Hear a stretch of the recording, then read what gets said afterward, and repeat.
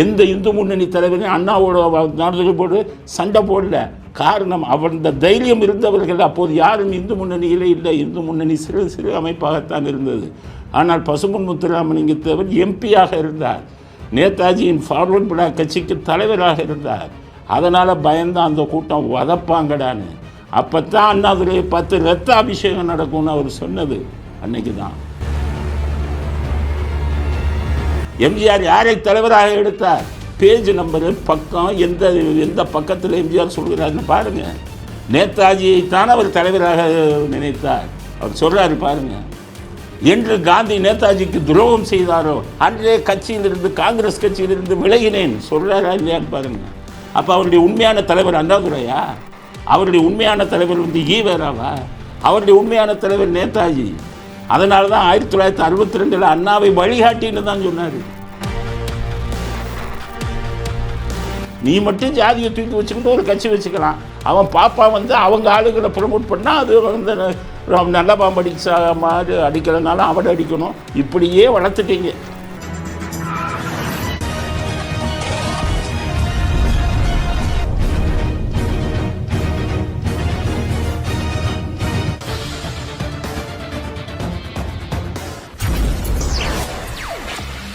வணக்கம்.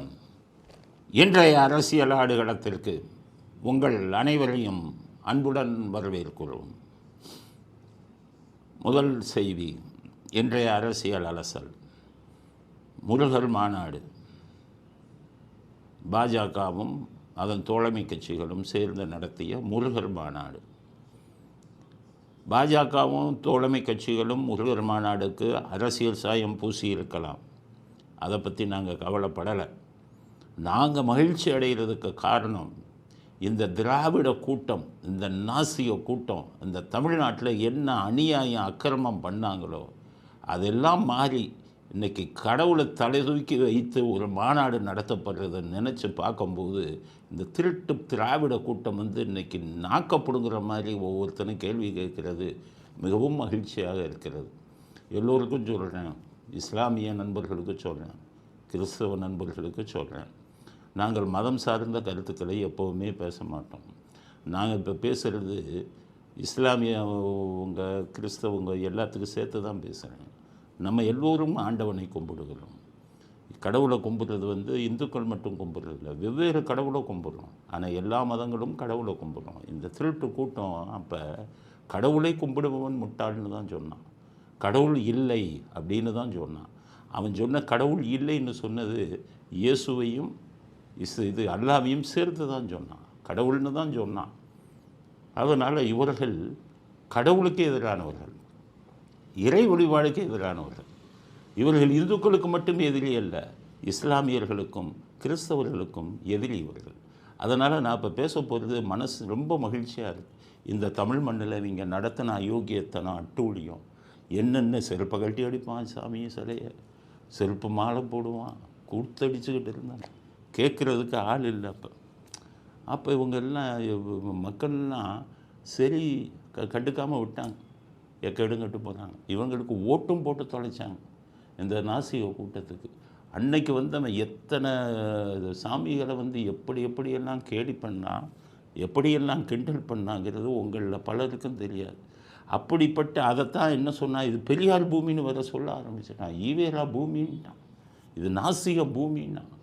அதெல்லாம் பார்த்து நான் சின்ன வயசில் இருக்கும்போது என்னுடைய தந்தை இந்த பேப்பர் கட்டிங்கெல்லாம் எடுத்து என்கிட்ட காமிப்பார். ஏன்னா அவங்க இந்த இதை கொளுத்துனதெல்லாம் 60களில். அப்போல்லாம் நான் சின்ன பையன், எனக்கு விவரம் தெரியாது. எங்கள் 67க்கு அப்புறம் தான் எனக்கு ஓரளவு விவரம் தெரியும். நான் விவரம் தெரிந்த காலத்திலேயே 5ஆம் கிளாஸ் படிச்சுக்கிட்டு இருக்கும்போதே என்னுடைய தந்தையார் பேப்பர் கட்டிங் எடுத்து தமிழ்நாட்டில் இப்படியெல்லாம் அநியாயம் நடந்தது, இந்த ஈவேரா இப்படியெல்லாம் அக்கிரமம் பண்ணாங்க, இந்த அண்ணாதுரை, இந்த கருணாநிதி இவங்கெல்லாம் இந்த மாதிரி கூத்து பண்ணாங்கன்னு என்கிட்ட பல விஷயங்களை காமிச்சு அதை பார்த்து வந்த எனக்கு இன்றைக்கி மகிழ்ச்சியாக இருக்குது. ஒரு முருகருக்கு இதே ஈவேரா மண்ணுன்னு இவங்க சொன்ன அதே மண்ணில் முருகருக்கு மாநாடு நடத்தி 5 லட்சம் பேர் குவிஞ்சிருக்காங்கன்னா மிகவும் மகிழ்ச்சிக்குரிய செய்தி. இறைவனின் ஆட்சி வந்துடுச்சு. முதல்ல நாஸ்திக ஆட்சி இருந்தது, இவங்களை பூரா அடித்து துரத்தணும். இவர்கள் அரசியல் ரீதியாக எதிரி இல்லை, இவர்கள் இறைவனுக்கு எதிரானவர்கள். அதனால தான் நான் இவர்களை வெறுத்தேன். இறைவனுக்கு எதிரானவன் வேண்டாம், இறை பக்திக்கு எதிரானவர்கள். இவங்க இப்போ துடிக்கிறான் இந்த நாசிகள்லாம். ஐயோ மாநாடு வச்சுட்டாங்களே, எல்லாம் மாற்றி போட்டுடுவாங்களே. நான் இறை சக்தின்னு ஒன்று இருக்குல்ல, அதில் இவங்கெல்லாம் தண்டனை அடையணும்ல. இன்னும் நிறைய தண்டனை இருக்குது. ஒவ்வொருத்தனும் ரோட்டுக்கு போகிறானா இல்லையான்னு பாருங்கள், வீதிக்கு போகிறானா இல்லையான்னு பாருங்கள், ஜெயிலுக்கு போகிறானா இல்லையான்னு பாருங்கள். மகிழ்ச்சியான ஒரு செய்தி. இந்த மாநாடு 5 லட்சம் பேர் கூடி இந்த அளவிற்கு ஒரு இறை பக்தியை எடுத்து சொல்லக்கூடிய ஒரு மாநாடாக, இது முருகர் மாநாடாக இருந்தாலும் இது ஆன்மீக மாநாடு, இறைவனுக்கு ஆதரவான மாநாடு, இறைபக்திக்கு ஆதரவான மாநாடு. இஸ்லாமியர்கள், கிறிஸ்தவர்கள் எல்லோரும் கும்பிடக்கூடிய இறைவனுக்கு ஆதரவாக சொல்லக்கூடிய விஷயங்களை தான் இந்த மாநாட்டில் பண்ணியிருக்காங்க. அதனால் ஒரு மதத்தின் மாநாடாக யாரும் எடுக்கக்கூடாது. காரணம், தமிழ்நாட்டை நீங்கள் பார்க்கலை, நீங்கள் பண்ணின அயோக்கியத்தை, அட்டூழியத்தை நீங்கள் பார்க்கலை. இதை பார்க்கும்போது எங்களுக்கெல்லாம் அவ்வளோ மகிழ்ச்சியாக இருக்குது. இவ்வளவு அயோக்கியர்கள் இருந்து தமிழ்நாட்டை கெடுத்தாங்கள, அவங்களுக்கு சரியான பாடம். ஆனால் இந்த மாநாட்டில் வீடியோ போட்டிருக்காங்க. அந்த வீடியோவில் ஒரு பொய்யை சொல்லியிருக்காங்க. அதாவது நாஸ்திகர்கள் இந்த நாட்டை இது பண்ணும்போது இந்து முன்னணி காப்பாத்துச்சு. நாத்திக மேகம் சூழ்ந்த நிலையில்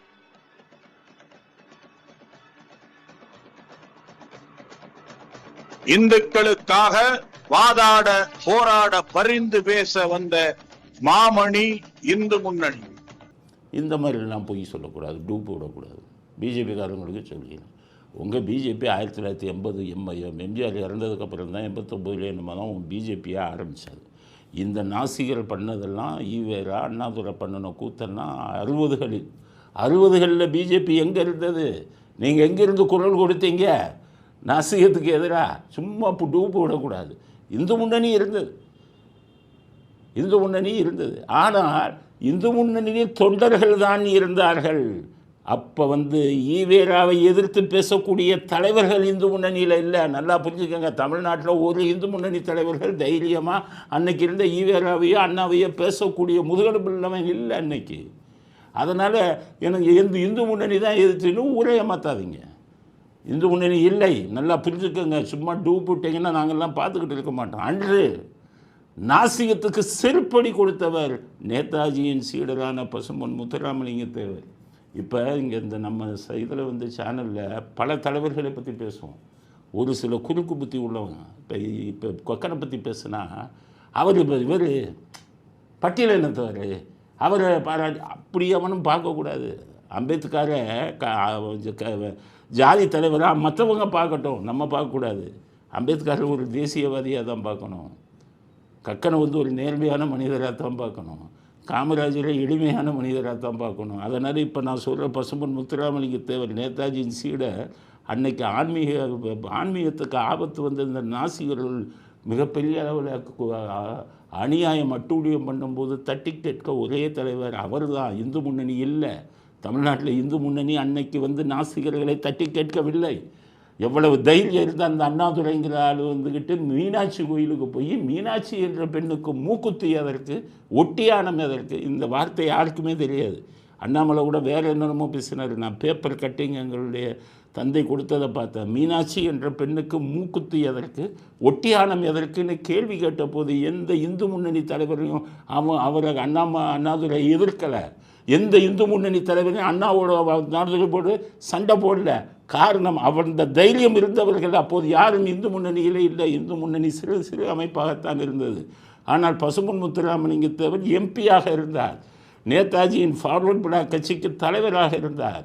அதனால் பயந்தான் அந்த கூட்டம் வதப்பாங்கடான்னு. அப்போ தான் அண்ணாதுரையை பார்த்து ரத்த அபிஷேகம் நடக்கும்னு அவர் சொன்னது அன்னைக்கு தான். அதோடு தான் ஓடினா அந்த கூட்டம்லாம். ஈவேரா பிராமணர்களுடைய பூணூலாருன்னு சொன்னார், குடுமையாருன்னு சொன்னார். எந்த இந்து முன்னணி தலைவர் எதிர்த்து பேசுனான்னு சொல்லுங்கள் உங்கள் இந்து முன்னணிகளை இருந்து கேளுங்க. பிராமணர்கள்ட்ட திருச்சி ஸ்ரீரங்கம் கோயிலில் இருந்த பிராமணர்கள் 4 மணிக்கு காலையில் காவேரி ஆற்றில் குளித்து விட்டு பூஜை பண்ணணும்னு போகும்போது சுற்றி வளைத்து அவர்கள் குடுமையையும் பூநூலையும் வெட்டுனாங்களே. அன்னைக்கு எந்த இந்து முன்னணி தலைவர் கேள்வி கேட்டான்? பசும்பொன் முத்துராமலிங்க தேவர் தான் சொன்னார், அந்த ஈவேரா தாடியை விட்டுங்கடா என்னுடைய தொண்டர்கள் என்ன ஓடினார். ஈவேரா அவ்வளோ பேரும் கத்தரி கூட வச்சுட்டு கதற ஓடினார். இவர்களையெல்லாம் ஒரு வழி பார்த்தவர், அடித்து துரத்தியவர் அவர் தான். அண்ணாதுரையெல்லாம் அவர் கேட்ட கேள்வி, திமுக தலைவர்களே நீசர்கள்னு கேட்ட கேள்வியெல்லாம் நாக்க பிடிங்கிட்டு தூக்குல தொங்கி இருக்கணும் இன்னைக்கு இருக்கிற அத்தனை திராவிட தலைவனும். நீங்கள்லாம் வந்து நீசர்கள் தாண்டாரு. அர்த்தம் நான் சொல்கிறேன், நாக்கு இப்போவாச்சும் தூக்கு போட்டுக்கிட்டு சாகணும். நீங்கள் அப்படி பண்ணினீங்க இந்த தமிழ்நாட்டு மண்ணை.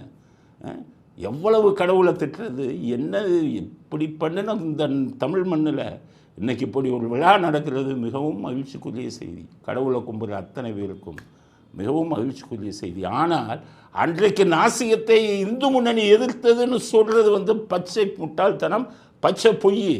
அன்றைக்கு எந்த தலைவரும் அங்கிருந்து வரலை. இந்து முன்னணியில் இந்த வாயை திறக்கலை, கொன்னுருவான் அவன். வாயை திறக்கலை. சிம்சன் ஐயரும் டிவிஎஸ் ஐயங்கார், அவங்க பேர் அப்படி தான் சொல்லுவாங்க, சிம்சன் ஐயர் டிவிஎஸ் ஐயங்கார், இவங்க 2 பேரும் பசும்பொன் முத்துராமலிங்க தேவருக்கு ஒவ்வொரு எலெக்ஷன்லேயும் செலவு பண்ணவங்க அவங்க. ஏன்னா நாசியத்தை இவரை காப்பாற்றணும். ஒரு எலெக்ஷன்லேயும் செலவு செஞ்சதில்லை. இவங்க 2 பேர் தான் செலவு செஞ்சாங்க. ஆன்மீகத்தை அன்னைக்கு இவங்க தான் காப்பாற்றினாங்க.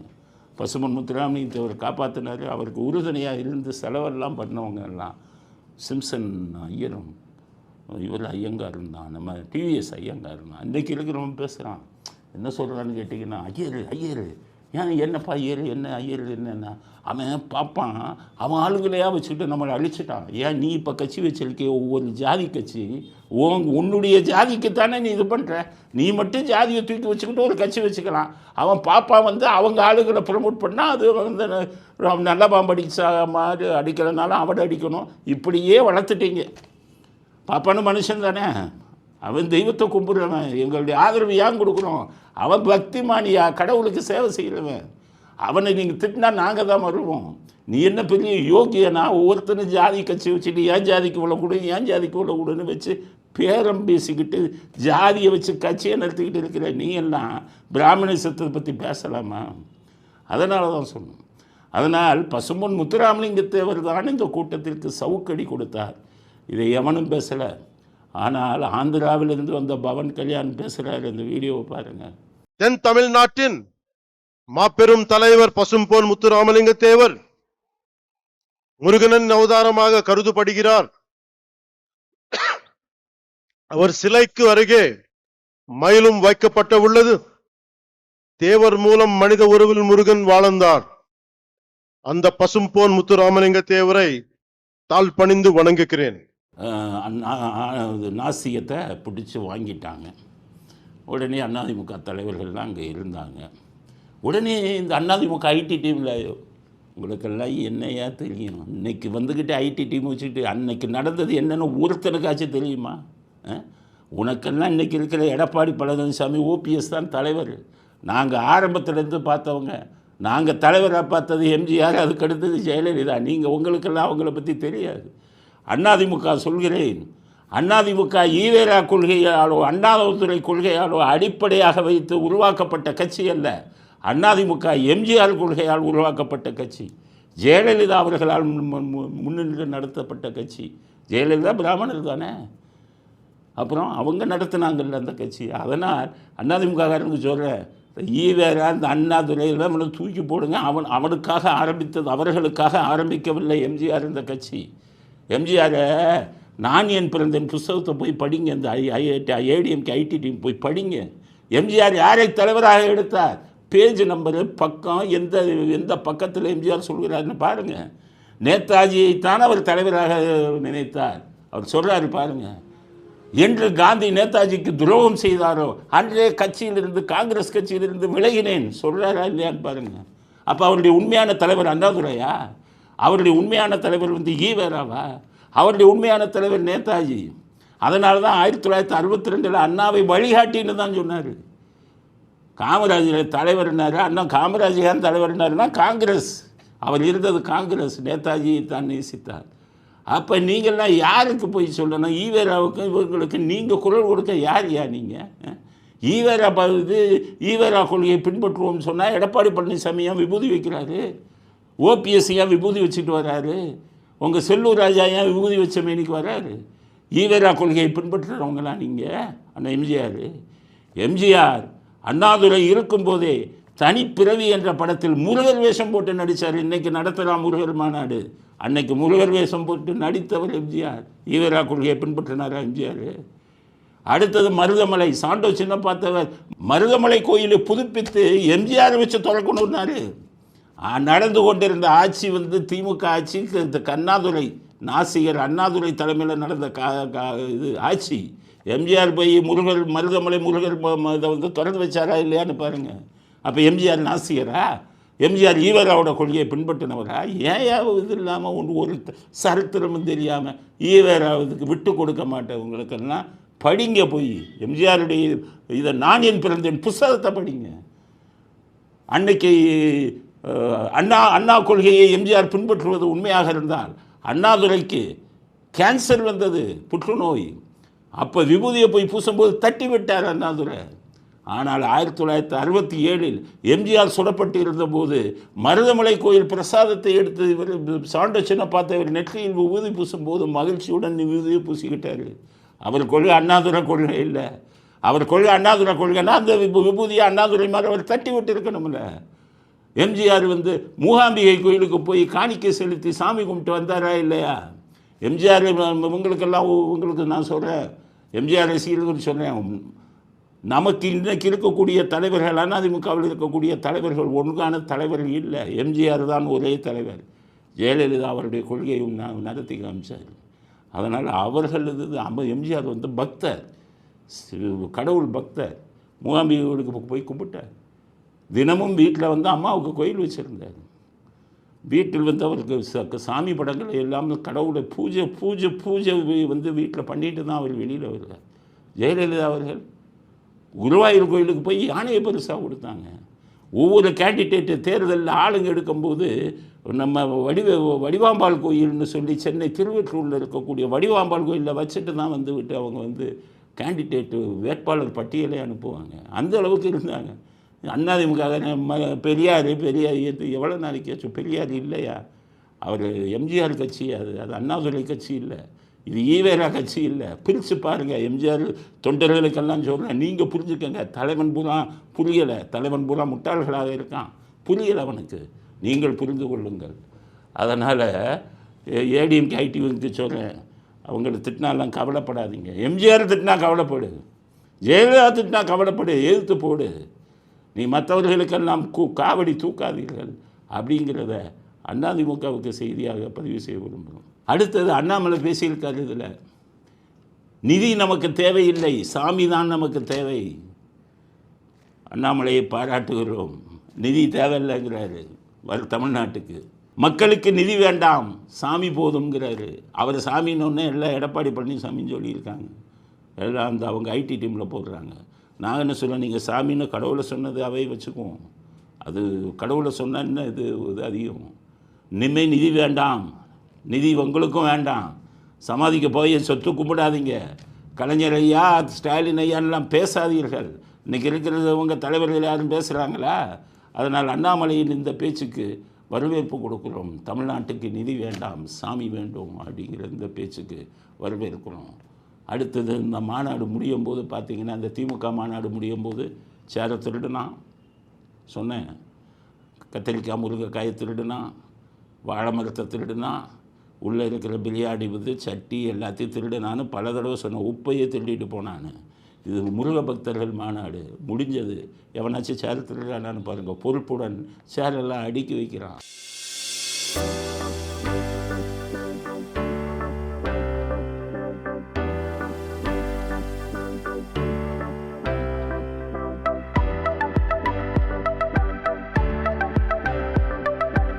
ஒரு சேர் காரணம் சாமி பக்தர்களுக்கு என்றைக்குமே திருடனாக இருக்க மாட்டான். இவன் திமுக அந்த அளவுக்கு கொள்ளை அடிக்கிறான்னு அவனுக்கு பக்தி கிடையாது, மனசாட்சி கிடையாது. அதனால தான் இந்த மாதிரி நடந்தது. அதனால் முருகர் மாநாடு நடந்தது. மற்றவர்களுக்கு எப்படி மகிழ்ச்சி, எங்களுக்கெல்லாம் இந்த நாசிகர்கள் ஆட்டத்தை பார்த்தவனுக்கெல்லாம், இவன் அக்கிரமத்தை பார்த்தவனுக்கெல்லாம் மிகப்பெரிய மகிழ்ச்சி.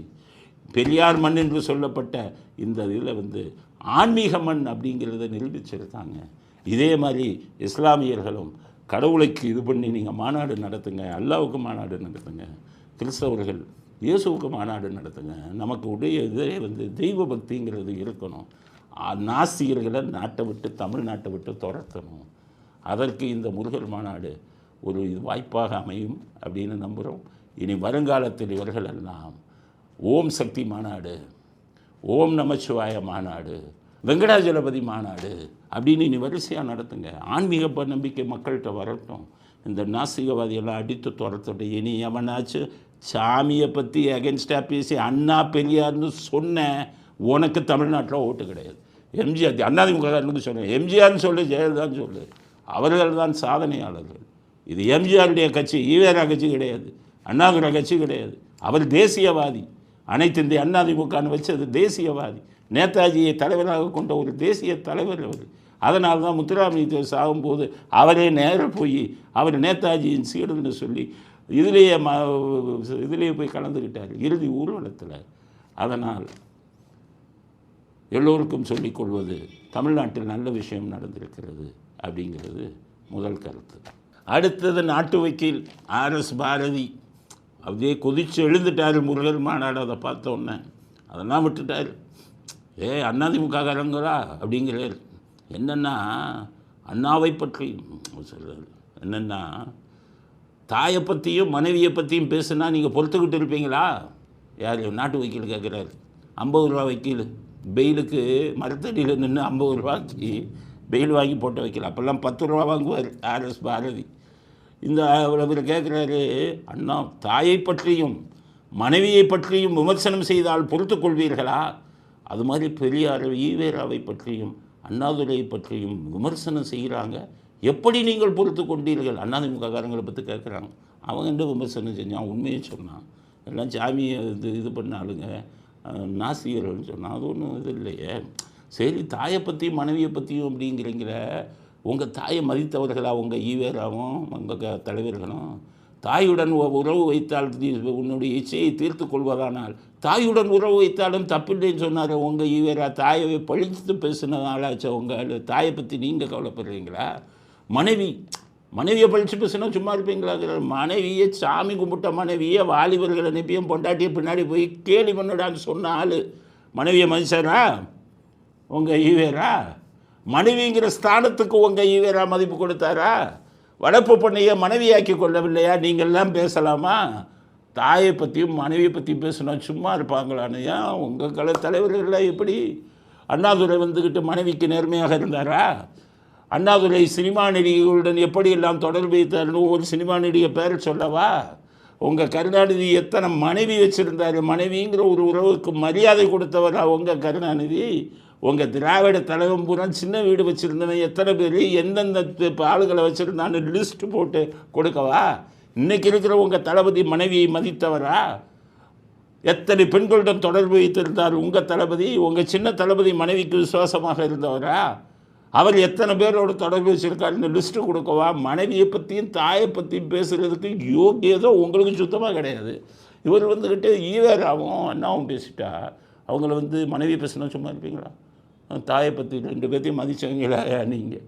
இன்னொரு இது சொல்கிறாரு, நாட்டாமைன்னு ஒரு படமா. யார் நாட்டு வக்கீல் 10 ரூபா வக்கீல் சொல்கிறாரு, நாட்டாமைன்னு ஒரு படம்.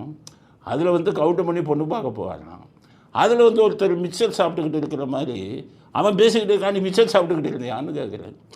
அதாவது இலங்கை தமிழர்கள் 1.5 லட்சம் பேர் கொன்று கொண்டிருந்த போது மிக்சர் சாப்பிட்டு கொண்டிருந்தவர் உங்கள் கருணாநிதி. கச்சத்தீவு பறிபோகும்போது இந்திரா காந்தி உங்களுக்கு இலங்கைக்கு தாரை வார்த்து கொடுத்த போது மிக்சர் சாப்பிட்டு கொண்டிருந்தவர் உங்கள் கருணாநிதி. காவேரியில் குறுக்கு அணை கட்டும் போது மிக்சர் சாப்பிட்டு கொண்டிருந்தவர் உங்கள் கருணாநிதி. கல்வி அப்படிங்கிற இதை மாநில பட்டியலிலிருந்து மத்திய பட்டியலுக்கு மாற்றும் போதும் மிச்சர் சாப்பிட்டு கொண்டிருந்தவர் உங்கள் கருணாநிதியும் உங்களுடைய ஸ்டாலினும்.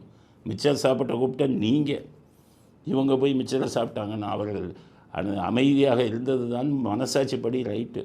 இன்றைக்கி இவங்களை ஒருத்தனை சொல்கிறான், ஈவேராவையும் அண்ணாதுரையையும் பெருமையாக பேசும் எந்த தலைவனையும் அதிமுக தொண்டர்கள் ஏற்றுக்கொள்ளாதீர்கள். எம்ஜிஆர் அவர்களை வழிகாட்டின்னு தான் சொன்னார். அதுவும் அண்ணாதுரை மட்டும்தான் சொன்னார். ஏன்னா அண்ணாதுரை நல்லா பேசுவார், மேடை பேச, அதுக்கு தான் சொன்னார். வழிகாட்டி அவ்வளோதான். அவருடைய தலைவன் வேறு, தேசிய தலைவன் தான் நேதாஜி தான். அதை புரிந்து கொள்ளுங்கள் அப்படிங்கிறது அடுத்த கருத்து. அடுத்தது இந்த அன்பில் மகேஷ் அவர் சொல்கிறார், எங்களுக்கெல்லாம் கடவுள் யாருன்னா எங்களுக்கு கருணாநிதி தான் மனித கடவுள் அப்படிங்கிறது. தமிழ் கடவுள் என்று சொன்னால் நம்மை பொறுத்த வரைக்கும் முத்தமிழர் கலைஞரை தவிர நாம் வேறு யாரையும் சிந்தித்து பார்ப்பதில்லை. அதாவது தமிழ் கடவுள் முருகன் இல்லையா, அவங்களுக்கெல்லாம் தமிழ் கடவுள் கருணாநிதி தானா. சரி, கருணாநிதி தான் உங்களுக்கு தமிழ் கடவுள், ஆனால் உங்களுக்கு தான் கடவுள்னா பிடிக்காத. கடவுள்னா செருப்பால் அடிப்பீங்கல்ல. அவர் கருணாநிதி படத்தை வச்சுக்கிட்டு அவர் கடவுள் இல்லை, செருப்பால் அடிங்க, கடவுள் பிடிக்காதுல்ல. கடவுளுக்கு செருப்பு மாலை போட்டிங்கல்ல, கருணாநிதிக்கு செருப்பு மாலை போடுங்க. கடவுளுக்கெல்லாம் படத்தை தீ வச்சு கொளுத்துனீங்கல்ல, கருணாநிதி படத்தையும் வச்சு தீ வச்சு கொளுத்துங்க. அதுதானப்பா திராவிடா, அதுதானப்பா நாஸ்திகம். என்று கருணாநிதியை கடவுள்னு சொன்னீங்களோ, கடவுளுக்கு என்ன செஞ்சீங்களோ அதெல்லாம் கருணாநிதி படத்தை வச்சு செய்யுங்க அப்படிங்கிறது தான். அடுத்து அன்பில் மகேஷுக்கு சொல்லக்கூடிய விஷயம், கருணாநிதி கடவுளும் அன்பில் மகேஷ் சொன்னார், உதயநிதியை தான் கடவுள் ஆக்கிட்டாங்களே. இந்த படத்தை பாருங்கள், உதயநிதி கார் வருது மாலையாக போட்டு கடவுள் மாதிரி பூஜை பண்ணுறான்.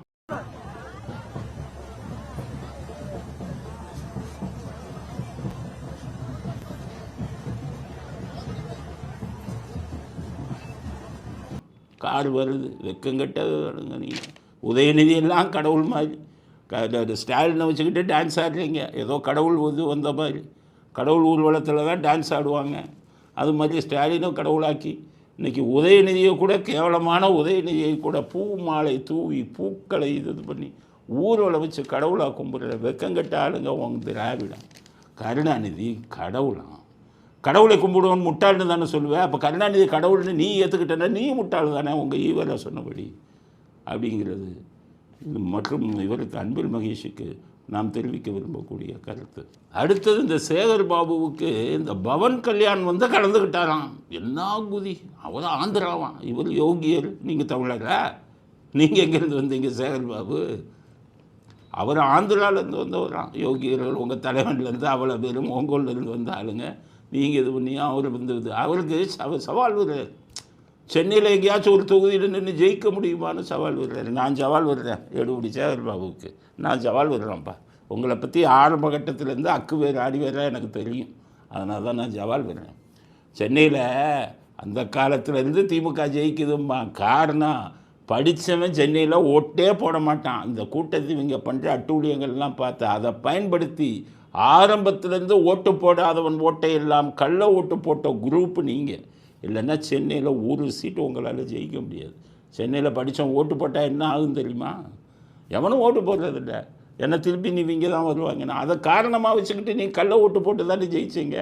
சேர்வாவுக்கு சொன்னேன், 4000 ரூபா கொடுக்காதீங்க, கள்ள ஓட்டு போடாதீங்க.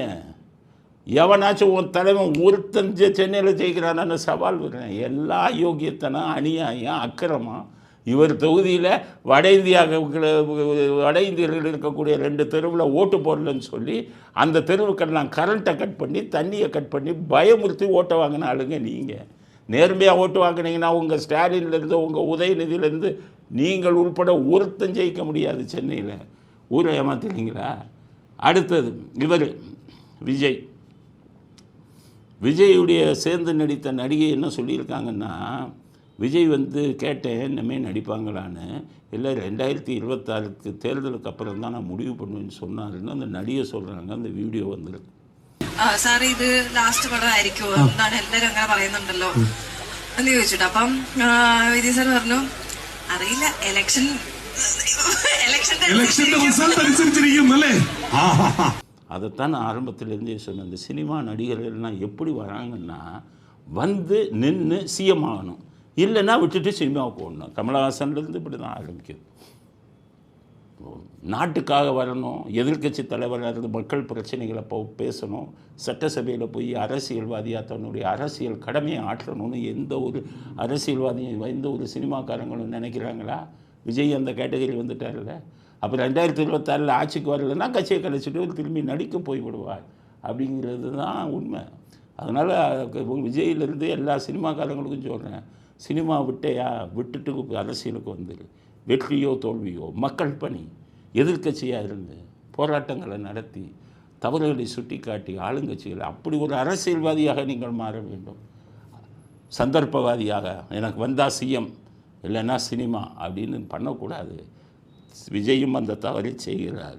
விஜய் ரசிகர்களுக்கெல்லாம் சொல்கிறேன், விஜயை பாராட்டியே பேசணும்னு அவசியம் இல்லை, அவர்கிட்ட இருக்கக்கூடிய தவறுகளை சுட்டி காட்ட வேண்டும் அப்படிங்கிறது விஜய்க்கு நாம் கொடுக்க வேண்டிய கொடுக்க விரும்பக்கூடிய செய்தி. அடுத்து வள்ளுவர் கோட்டம் கூட்டத்துக்கு போயிருக்காரு யார், நம்ம ஸ்டாலின். அவருக்கு திருக்குறளே தெரியல. அந்த வீடியோவை பாருங்க. முயற்சி திருவினையாக்கும், முயற்சின்மை இளமை புகுத்தி விடும்னு சொன்னார் வள்ளுவர். அதாவது முயற்சியின்மை இன்மை புகுத்தி விடும். அதுவரை என்ன சொல்கிறாரு, முயற்சியின்மை இளமை புகுத்தி விடும். எப்போவுமே இளமையாக இருக்கணும்னு நினைக்கிறோம், பழைய காலத்து மாதிரியே இருக்கணும்னு ஆசைப்படுறாரு. அதனால் வாயில் இளமை தான் வருது, இன்மை வரலை. வள்ளுவர்களுடைய திருக்குறளின் ஒரு வரி தெரியாத ஒரு முதலமைச்சர் திருவள்ளுவருக்காக கட்டப்பட்ட வள்ளுவர் கோட்டத்தை திறந்து வைப்பதற்கு தகுதி படைத்தவரா அப்படிங்கிறத நீங்கள் மக்கள் புரிஞ்சுக்கணும். இவங்க அப்பாவுக்கும் அப்படி தான், அவருக்கும் திருக்குறள் ஒன்றுமே தெரியாது. நான் தப்பாக சொல்லலை. குறளோவியம்னு அவர் எழுதின புத்தகத்தை நீங்கள் போய் பாருங்கள். திருவள்ளுவருக்கு எத்தனையோ பேர் இது எழுதியிருக்காங்க, உரை எழுதியிருக்காங்க. அவங்க எழுதின விஷயம்லாம் உண்மையான விஷயம், நேர்மையான கருத்துக்கள். இவர் குறளோவியம்னு சொல்லி என்னென்ன எழுதியிருக்காருன்னு பாருங்கள். அப்போவே திருக்குறளும்னாலே என்னன்னு தெரியாதவர் கருணாநிதி. எதுக்கு சொல்கிறேன்னா, அறத்துப்பால் பொருட்பால் காமத்துப்பால்னு அந்த ஜீனியஸ் அவர் தீர்க்கதரிசி. இன்றைக்கி வர ஆயிரக்கணக்கான வருடங்களாகியும் உலகம் முழுவதும் பல மொழிகளில் அது மொழிபெயர்க்கப்படுது. அப்போ எவ்வளோ பெரிய தீர்க்கதரிசி. இந்த தீர்க்கதரிசி அவர் எழுதின இதை போய் மாற்றினான்.